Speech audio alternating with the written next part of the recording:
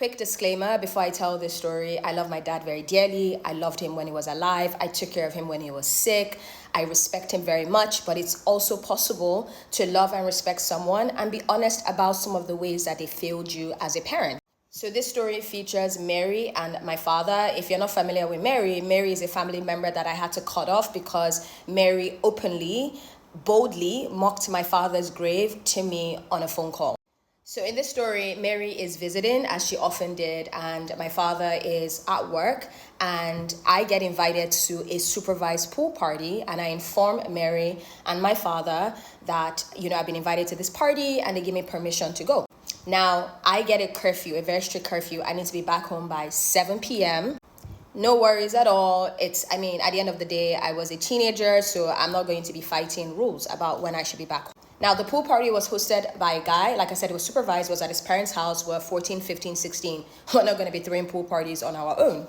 But my friend Kim offers to come and pick me up and take me to the party.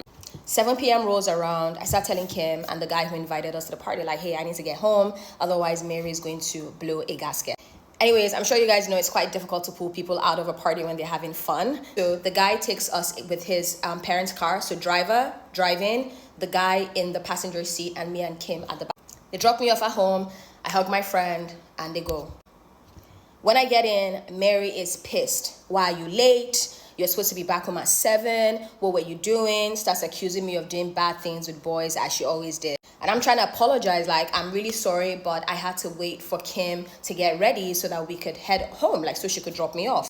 Anyways, Mary threatens, hey, wait till your father gets home. And you already know that language from an abusive person. Wait till this person gets home. That means that they're about to literally lie about what you did just so you can get the worst punishment ever. So my dad gets home from work. I'm trying to talk to him about what happened, and Mary makes it incredibly impossible for this to happen. So I just say, okay, whatever, she can tell him, and I hope that my dad will believe me when I tell him the truth. But I realized that the reason why Mary said, wait till your father gets home, is because she wanted to put that fear in me, and I did go to bed afraid because I didn't know what was going to happen. Anyways, in the middle of the night, my father comes into my bedroom. I'm asleep. And he drags me out of bed. Of course, when somebody yanks you out of bed, especially someone who was, I was 15, so give or take, my dad must have been, 20, 30 years older than me. I woke up instantly, and he drags me out of bed, and he's dragging me out of my room and kicking me in my stomach as he's dragging me from my bedroom to the living room upstairs. Mary is seated, awake, smiling, just this sick smile on her face. And then my dad just starts railing into me. Why would you disrespect Mary like that? Why would you come home late? Mary said she saw you kissing a boy outside the house when he dropped you off. I did not kiss anybody. My guy friend was in the car. And also, because I know how strict my dad is and how insane Mary was, why would I even do something like that outside the house knowing that it was going to get me into trouble? So I'm telling my dad, no. I can apologize for coming late, and I did not disrespect this woman, but I did not kiss anyone. My dad is calling me a liar. He's hitting me, kicking me. Like, I'm on the floor when this is happening. I am 15 years old. I can't get a word in. Anytime I try to say, I apologize, I wasn't rude, and my dad is telling him to shut up. Mary is quiet the entire time, just watching everything play out. That's not the end. My dad then gets his belt and uses the buckle side of the belt to beat me. Now, my dad had a temper. Everyone knew this about him. So Mary's favorite thing to do was to trigger his temper and get him to physically hit me, right? Because when my dad was triggered, he would yell. And then once you apologize, that was it. He would calm down and everything is over. But for Mary, it wasn't enough for my dad to just yell. She needed him to beat me. And the only way she could push him to the edge like that was to lie about something. When my dad was done beating the hell out of me, he told me to kneel down with my hands up.